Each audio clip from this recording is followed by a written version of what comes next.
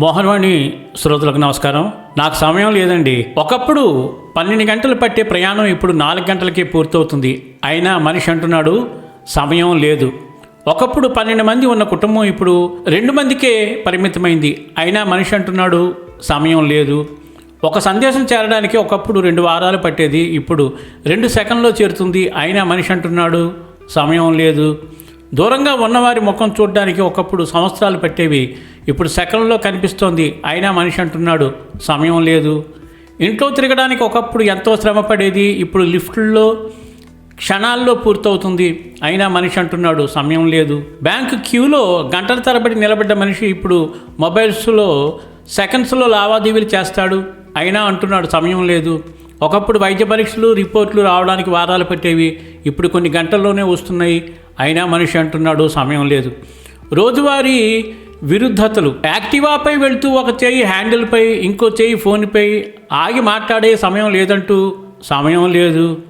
Car నడుపుతూ ఒక చేయి స్టీరింగ్పై, ఇంకో చేయి వాట్సాప్పై, ఎందుకంటే అతనికి సమయం లేదు. ట్రాఫిక్లోనే తానే కొత్త లేను సృష్టిస్తూ ముందుకు దూసుకుపోతాడు, ఎందుకంటే అతనికి సమయం లేదు.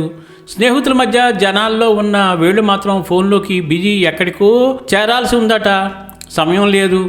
ఒంటరిగా ఉన్నప్పుడు ప్రశాంతంగా ఉంటాడు, కానీ మనుషుల మధ్య ఉండే అసహనంగా మారతాడు, ఎందుకంటే అతనికి సమయం లేదు.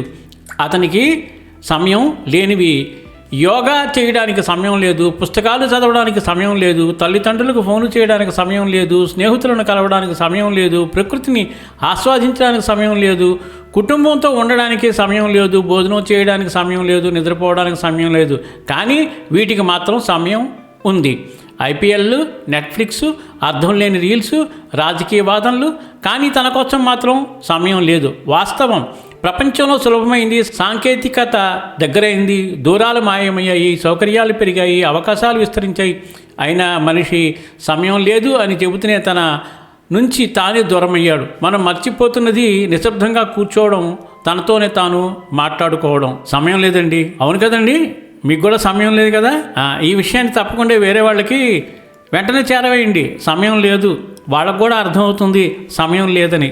సర్వేజన సుఖినో భవంతు, లోకా సమస్త సుఖినో భవంతు. ధన్యవాదాలు. స్వస్తి.